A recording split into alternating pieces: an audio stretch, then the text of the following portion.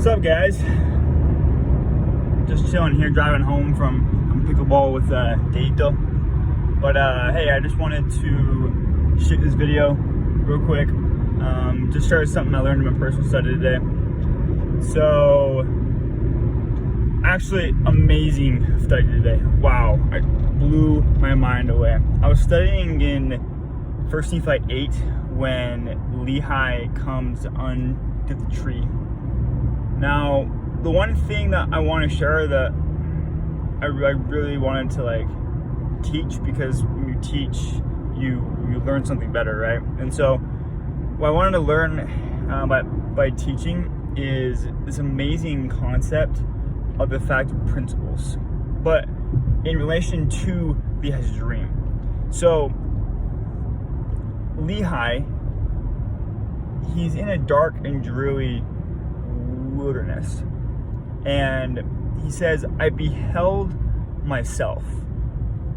Now, what I think of when I say that, or when I hear that, is he's all of a sudden beholding, he's becoming self-aware of where he is in relation to true and eternal principles. He now understands where he lies in relation to those. So eternal life is essentially being completely aligned with principles. It's essentially Christ's life. It's how Christ would act. And so he recognizes the gap between where he is then and where God is. And so he's wandering around for a space of many hours, and he then prays unto Christ and God. And as soon as he does that, he sees Christ come, and Christ shows him the world. He shows him this vast field. He shows him this tree that has wonderful fruit on it. It's the most desirable, the most precious. And what's cool about it is that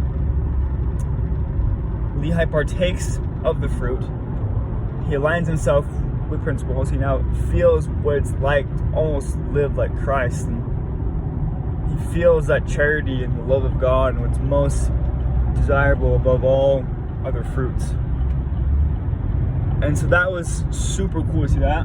But the cool thing, and here's where it gets good. So listen up. When Lehi does that, what happens is fascinating, because he looks up and to see if he can see his family. And as he looks up, he sees a river of water. Now, the river of water represents the depths of hell. Okay? That's important. So what we're looking at here is he sees this river, and he looks for the head of the river, or where the river starts. Now, the river,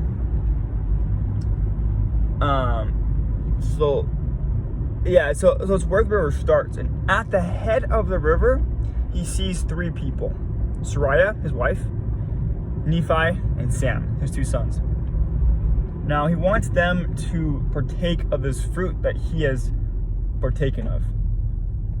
And so he looks to them, and he's going to beckon them to come to him. But before that, the scriptures say that Sariah, Nephi, and Sam were looking around as if they did not know where to go. So what I learned there was that Nephi, Sariah, and Sam, although they were righteous people, they were at the head of the river, almost as if they were causing the river to exist. Now, it's crazy, I know, but hear me out. We actually create our own misery, our own hell, when we do not align ourselves with true and correct principles. Nephi, Sam, and Sariah had no a vision. They didn't know where to go. They weren't aligned with true principles, which we're all not. That's the goal, right? And so it's just fascinating to me how we actually create that river when we sin. If we didn't sin, then that river would not exist. It wouldn't. Kind of cool.